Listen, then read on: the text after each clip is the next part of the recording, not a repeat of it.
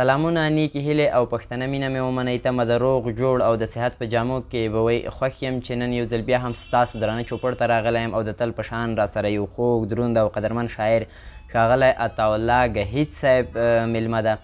نو د ده نه به ډېرې جالبې خاطرې هم اورو، غزلونه به هم ترې اورو او بعضې شوخې پوښتنې به هم ترې کوو چې تاسو به کیدای شي ترې خبر وئ او یا به نه وئ خبر. څوک چې خبر دي هغوی ته به تکراري شي وبه خاندي او څوک چې ناخبره دي هغوی به هم خاندي او هم به خبر شي.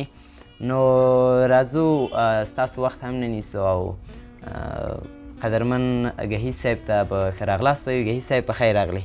ډېره مننه. بسم الله الرحمن الرحیم. سلامونه مایار صاحب تاسو ته، ستا د خپرونې ټولو خوږو لیدونکو او اوریدونکو ته. ډېر زیات خوشحاله یم چې نن خپرونه کې له تاسو سره یم.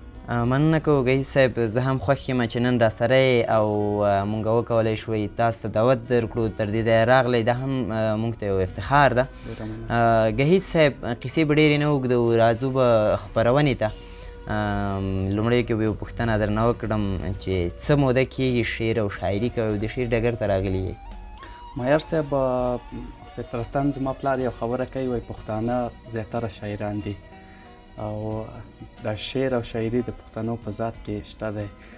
که شعر نه هم لیکي خو شعر سره ډېره مینه لري. زما هم شعر سره ډېره زیاته مینه وه. اولو کې چې راغلم ما به لیکنې کولې، لنډې لیکنې. وروسته به مې ځینې دوبیتي، رباعي، ټپې لیکلې او تقریبا 2-3 کاله به کېږي چې شعرونه لیکم. ډېر ښه، تاسو ته لا بریالي وئ. ګهیځ صاحب په کومه برخه کې زیات خوشحاله یاست، زیات غواړئ هغې برخې ته کار وکړئ؟ غزل، نظم، نثر، ناولونه او لنډې کیسې، ټپۍ، بیتونه، په کومه برخه کې تاسو زیات خوښ یاست، خوشحاله یاست؟ ټول ښه دي، هر برخه خپل مینوال لري او ضرورت دا دی چې هرې برخې ته کار وشي. زما غزل ډېر زیات خوښیږي او لنډې کیسې هم ډېرې لیکم او مینه ورسره لرم. ډېر ښه.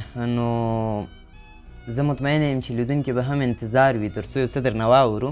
لومړی کې یو څه درنه اورو، ګهیځ صاحب بیا به نورې کیسې هم سره کوو. سمه ده. مایار صاحب غزل نه مخکې یو څو لنډ بیتونه دي هغه به ویم، بیا به ورسته غزل ویم. مهرباني. دا لیونی به لږ هوښیار ساتمه، دا لیونی به لږ هوښیار ساتمه، زړه په سینه کې نور ایثار ساتمه. زه به جنت کې هم پښتون یم ربه، زه به جنت کې هم پښتون یم ربه، زه به جنت کې هم دستار ساتمه. واه څومره زبردست. او دا پکتیانی به خپلوم ګهیځه، دا پکتیانی به خپلوم ګهیځه، وړوکی ورور به یې ریبار ساتمه. څه زبردست. ډېره مننه. غزل ته راځم مایار صاحب. ټوټې ټوټې وجود یې له جهان راټولومه، ټوټې وجود یې له جهان راټولومه، ورځمه د پښتون څیرې ګریوان راټولومه. او نتکۍ رانه غوښتې ده د ورور واده لپاره، نتکۍ رانه غوښتې ده د ورور واده لپاره. مننه. نتکۍ رانه غوښتې ده د ورور واده لپاره، یو چاته د نتکیو ټول دکان راټولومه. واه څه زبردست. یو ځل بیا. مننه. نتکۍ رانه غوښتې ده د ورور واده لپاره، یو چاته د نتکیو ټول دکان راټولومه.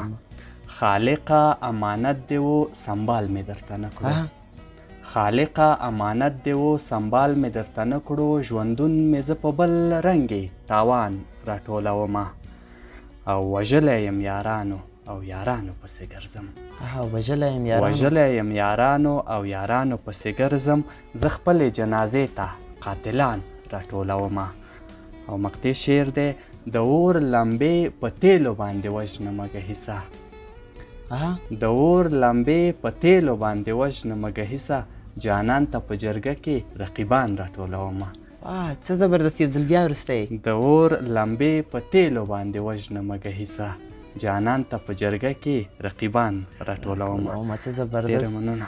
ګهیځ صاحب وایي نه به دې نوم اخلمه نه به وایم ښه در پسې، نه به دې نوم اخلمه نه به وایم ښه در پسې، زه به سړی نه وم که بیا وتړم زړه در پسې، او چې ځې نو ځه که نه ته شاته ولې ګورې، چې ځې نو ځه که نه ته شاته ولې ګورې، زما خو څه نه یې چې وشړم اوبه در پسې.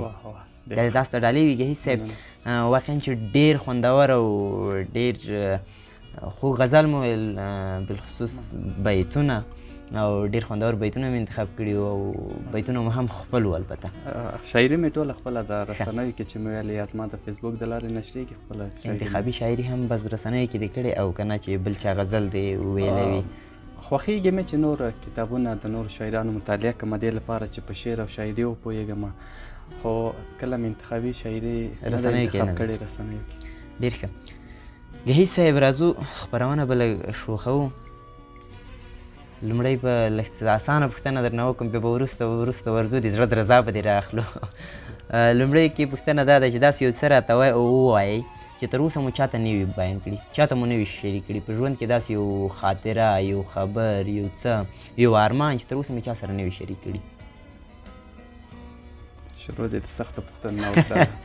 دا به کیدای شي تر ټولو اسانه پوښتنه وي، لا به تر دې سختې هم وي. زه شاعرۍ کې یو چاته ما شاعري کړې ده، خو تر اوسه مې چاته نه دی ویلي چې دا.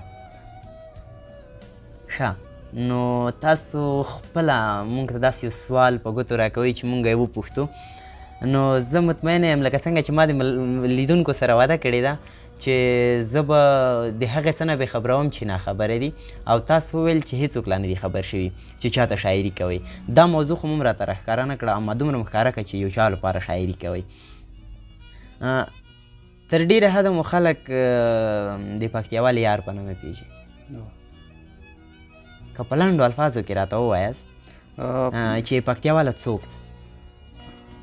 زه پکتیاوال زما ځینې شعرونه کې ما یاد کړي دي، بیا هغه شعرونه ملګرو ډېر زیات خوښ کړي، مینوالو خوښ کړي دي، نو همدا علت دی چې د ملګرو پیدا سي او د ټوپ نه دسي. حقیقت کې هم څه شته؟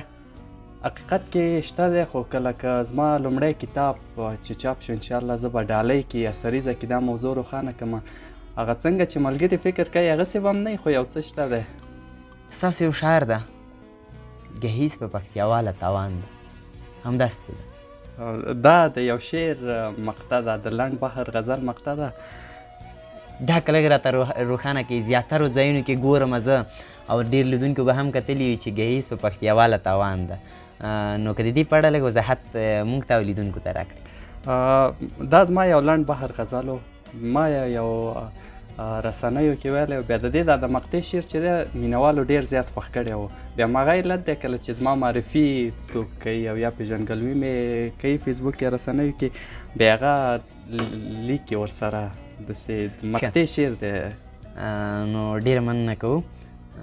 ګهیځ صاحب د خپلې شاعرۍ څو داسې خواږه او شوخ الفاظ چې زیاترو رسنیو کې مو نه ویلي یا هغه به ډېر شوخوالی لري او نور خوښې چې تاسو کوم انتخاب ترې کوئ د شوخو بیتونو نه، نو مهرباني د بارن پلس کیمره مو خدمت کې ده. مننه. یو دو بیته به ووایم چې خوږو ګورګورو پسې مړ یمه، خوږو ګورګورو پسې مړ یمه، ستا په خبرو پسې مړ یمه. څه زبردست. او د سپینې ګیرې نه حیا کوم ګنې، د سپینې ګیرې نه حیا کوم ګنې، شونډو شکرو پسې مړ یمه. څه زبردست. او ښکلی مسکی شو ویلې زه د ګهیځ، ښکلی مسکی شو ویلې زه د ګهیځ، ښکلو غزلو پسې مړ یمه. څه زبردست. او یو لنډ بحر غزل دی، دا به مهرباني ارشاد. زه به یو دوه بیتونه تاسو ته ډالۍ کړم، بیا به یې تاسو نه دوه مسلسل غزلونه هم اورو، ځکه چې خپرونه زیاتره ستاسو ژوند ته راګرځېدلې وه، لنډ به په ژوند وغږېدلو. دې تر څنګ نو نورې پوښتنې به هم درنه کوم. وایي چا دې په محفل کې نوم په ورانه معنا واخیستو، چا دې په محفل کې نوم په ورانه معنا واخیستو، چغې کړم تمثیل د نشې وکړمه که غلی شم، او حد د بېوسۍ دې دروازې نه دې تېرېږمه. ګهیځ صاحب حد د بېوسۍ دې دروازې نه دې تېرېږمه، سوچ کې یم آواز له کوڅې وکړمه که غلی شم. دا دې تاسو ته لیدونکو ته ډالۍ وي. مهرباني دوه مسلسل غزلونه درنه اورو. مایر صاحب لکه تاسو چې پوهېږي او زما مینوال چې خپرونه ګوري، زه زیاتره وخت لنډ بحر غزلې لیکم او ملګري هم ډېر لنډ بحر غزل زما خوښوي. یو لنډ بحر غزل دی، ډېر یم خراب راکه، ډېر یم خراب راکه، ماته شراب راکه، او ټوپک دې اور واخلي، ټوپک دې اور واخلي، ټوپک دې اور واخلي، بس دې کتاب راکه، بس دې کتاب راکه. څه زبردست. او تر څو به مري پښتانه، تر څو به مري پښتانه، خدایه ځواب راکه، ځواب راکړه. او غم نه سندرې سازوم. اها. غم نه سندرې سازوم غیږ کې رباب راکا. او زما د هرې اوښکې زما د هرې اوښکې جنۍ حساب راکا. او هغه پیسې او مست زړه هغه پیسې او مست زړه دا ټول جناب راکا. او مقطع شعر دی لیکم غزل گهیسه لیکم غزل گهیسه د شعر اسباب راکا. د شعر اسباب راکا. څه زبردست مهرباني. گهیز صاحب مهرباني بل هم درنه اورو. دا غزل دی دا مې کوم رسنیو څه ویلی هم نه دی. ارشاد مهرباني. لیکلی مې پخوا دی خو ویلی مې نه دی. ټولو مینوالو ته دې ډالۍ وي. یا زما د زړه قراره زړه مې تنګ دی. یا زما د زړه قراره زړه مې تنګ دی. یا زما د زړه قراره زړه مې تنګ دی. نور درځم پروردګاره زړه مې تنګ دی. او بیا یوه سوځنده ناره د پښتون راغله. بیا یوه سوځنده ناره د پښتون راغله په دې شنه سهار له داره زړه مې تنګ دی. څومره زبردست. او کوم کافر نن ورانه کړې میکده ده کوم کافر نن وړاندې کړې میکده ده ساقي ډېر یم بې قراره زړه مې تنګ دی. او هله زر شه څه خبرې راته راوړه. څنګه؟ هله زر شه څه خبرې راته راوړه. هله مرم پسې ریباره زړه مې تنګ دی. مې تنګ دی. څه زبردست دی. یو ځل بیا اورې ارشاد. مننه. هله زر شه څه خبرې راته راوړه. او هله مرم پسې ریباره زړه مې تنګ دی. او بې اختیاره اوښکې سترګو ته مې راغلې. بې اختیاره اوښکې سترګو ته مې راغلې تېرېدم په یوه لاره زړه مې تنګ دی. او مقطع شعر دی بېګا مور مې مړه په خوب لیده گهیسه بېګا مور مې مړه په خوب لیده گهیسه ژړېدمه تر سهاره زړه مې تنګ دی. ژړېدمه تر سهاره زړه مې تنګ دی. ډېر زبردست د بیت یې تاسو ته ډالۍ وي. وایي زنګ وکړه میسیج وکړه یو دوه خبرې وکړه. زنګ وکړه میسیج وکړه یو دوه خبرې وکړه څنګه یې او څنګه دې د چا لپاره پرېښودم. واه واه ډېر ښه. قربان گهیز صاحب لږ به راګرځو ستاسو ژوند ته هم. تاسو 3 یا 4 کاله کېږي چې شعر او شاعري کوئ او د ادب ډګر ته راغلي. څومره غزلونه او څومره نظمونه مو لیکلي وي؟ دقیق معلومات خو یې راته نشته دی مایر صاحب. نظمونه او غزلونه 100-150 دومره پورې رسیږي چې ځینې د ورځپاڼو نه او مجلو نه چاپ شوي هم دي او زیاتره زما د ملګرو لخوا نه دکلمه شوي یا ترنم شوي دي چې په خواله رسنیو کې شته دی او ځینې زما د فیسبوک د لارې نه شیر کېږي. ارشاد کوم چاپ شوي اثار هم لرئ او که نه؟ مایر صاحب څوک چې نوي شعر ډګر ته راځي دا هیله امید ډېر لري چې کتاب یې چاپ شي. دې لپاره چې هغه غواړي زر مشهوره شي په ټولنه کې ځان ته یو ځای پیدا کړي. خو زه وایم چې د کتاب د چاپ نه اړینه دا ده چې کتاب لوستلو باندې ډېر ټینګار وشي. اوس زما د کتاب د چاپ نه به د دې ضرورت ډېر چې زه کتاب ولولم په شعر او شاعرۍ ښه ځان پوه کړم. که زما شاعري د چاپ ارزښت ولري وخت او زمان دا په ډاګه کړي چې ښه شاعري ده نو زما د مرګ نه وروسته هم کیدلی شي چې زما کتاب چاپ شي. دقیقا یعنې لا تر اوسه چاپ شوي اثار څه نه لرئ او تصمیم هم آینده کې لرئ که نه چې کوم کتاب چاپ کړئ؟ انشاءالله که وګورم که همداسې ملګرو مینه راکړله زما شاعري د دوی د خوښې وړ وګرځېدله انشاءالله. گهیز صاحب دغه خپله شاعري مو چې څه کړې دا مو ټوله راټوله کړې ده او که نه درنه ورکه شوې ده تیت شوې ده؟ زما شاعري مایر صاحب ټوله راټوله ده. زه کله چې غزل لیکم یا شعر یا نظم یا لنډې کیسې کوم معمولا په موبایل یا ورقه داسې چې نه لیکم زه کتابچه کې لیکم. کتابچه را سره وي او بیا وروسته د هغې نه کمپیوټر کې لیکم او چاپ کوم ځان سره را سره دې لپاره چې ورکه نه شي. او دا لومړی شاعري بیا ډېره ښایي چې سړي سره یې بیا که شعر کې هر څومره دا پرمختګ وکړي بیا دا شاعري چې ګوري ډېر خوند ورکوي. ډېر ښه یو خپلی دغه لري.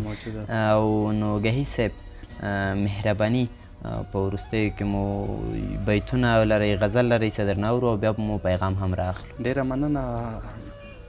دا هم غزل دی نوی غزل دی مایر صاحب. مهرباني ارشاد. کله چې جانان شونډې ګنډلې دي کله چې جانان شونډې ګنډلې دي ما د هر ارمان شونډې ګنډلې دي. واه څه زبردست. او خود به پښتونخوا زلمي په دار زانګي خود به پښتونخوا زلمي په دار زانګي قام د پاچا خان شونډې ګنډلې دي. واه څومره ښه. او مننه. هلته یو یتیم ماشوم له لوږې مري.